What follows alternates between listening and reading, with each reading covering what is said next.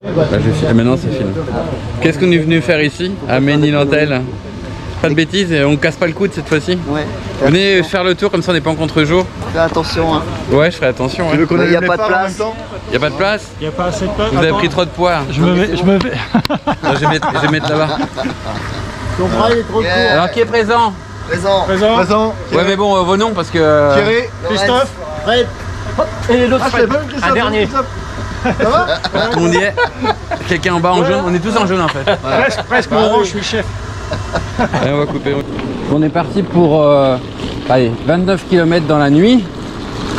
On est plusieurs cyclistes, dont un musculaire, on se demande lequel. Et on espère terminer dans les 2 heures. Ça fait très longtemps que j'avais pas fait une nocturne parce que la dernière je me suis pété un coude.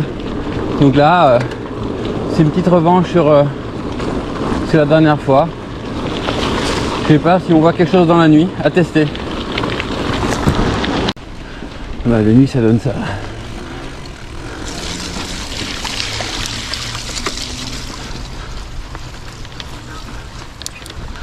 La nuit ça donne ça.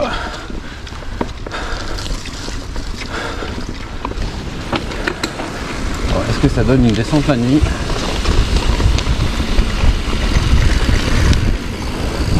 Comme en plein jour, je suis toujours le dernier et je freine. T'as glissé, je suis. Ouais, j'ai dit. Ah bah mince. Apparemment il y a un sujet à tomber. Là on est un peu en ville là, on peut filmer un petit peu. Ouais, ils font la papote là en pleine nuit.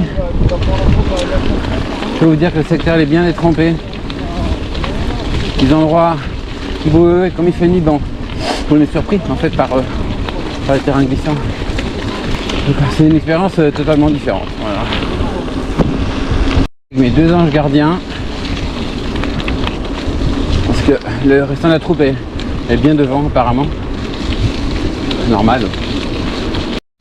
Vu qu'on est dans le noir, je vais un petit peu raconter les sensations qu'on a la nuit.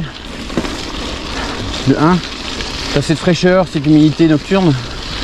Effectivement, il y a eu beaucoup de pluie cette semaine, donc forcément, c'est beaucoup plus humide. Il fait environ 12 degrés, donc il fait pas bien froid. D'ailleurs, je me suis habillé un petit peu trop chaudement. Tu vois les choses d'une manière différente au dernier moment. Souvent, tu es encore, bon, je suis encore plus sur le qui-vive. Donc là, j'ai essayé de prendre un peu sur moi et me rendre moins rigide sur le vélo, c'est-à-dire relâcher un petit peu le guidon, les épaules pour pas être crispé la plupart du temps. Mais il est vrai que quand on voit pas bien qu'on est sur l'herbe et on sait pas ce qu'il y a en dessous, bah on roule moins vite quoi. Les sensations sont un peu différentes.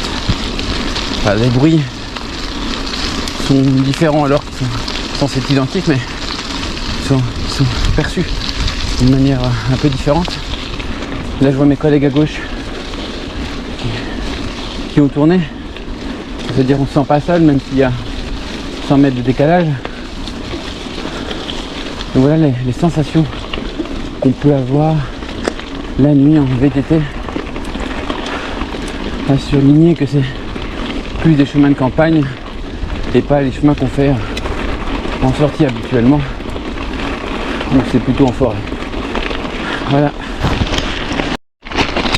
Je vais activer ma caméra parce que là on est sur une route avec plein de cailloux, de gros gravier et il n'y a pas du tout d'adhérence. D'accord. J'essaie de me concentrer et de ne pas perdre le contrôle du guidon. Et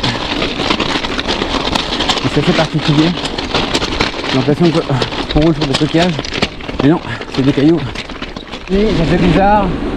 Je me laisse aller, je touche pas les freins. Bon, c'est du bitume, hein. Mais ça fait super bizarre. Hein. Donc là, il fait nuit noire, hein. Heureusement que la lampe fonctionne bien. Une sorte de brouillard. On va toujours tout droit. Bon, j'ai freiné un petit coup là. Ouais, l'impression qu'on a... Il y a des tracteurs à gauche là. Ah, il y a quelque chose au sol, il y a quelqu'un qui est tombé, qu'est-ce qu'il passe là? C'est quoi c'est... Ah non, d'accord.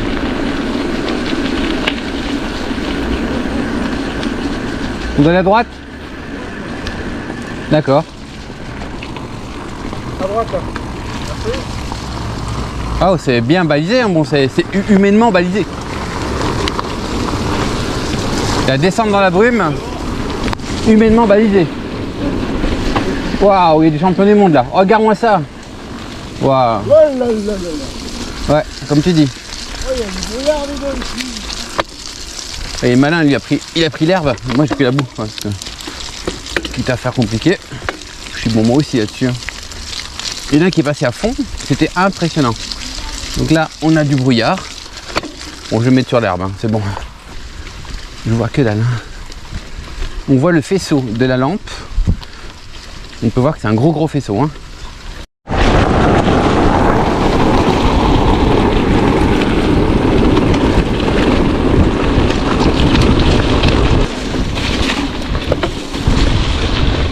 C'est pas humide hein, ici. Hein. C'est pas humide. Toi t'es en short.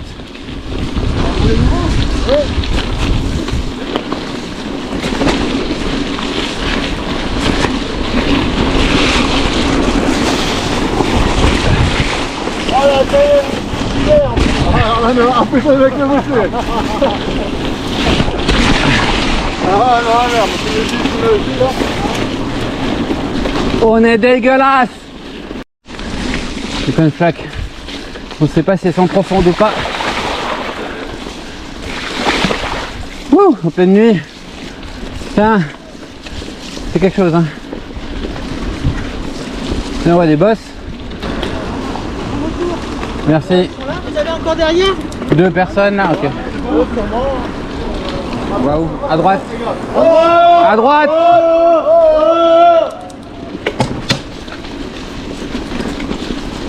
On a de la voie hein, quand on veut.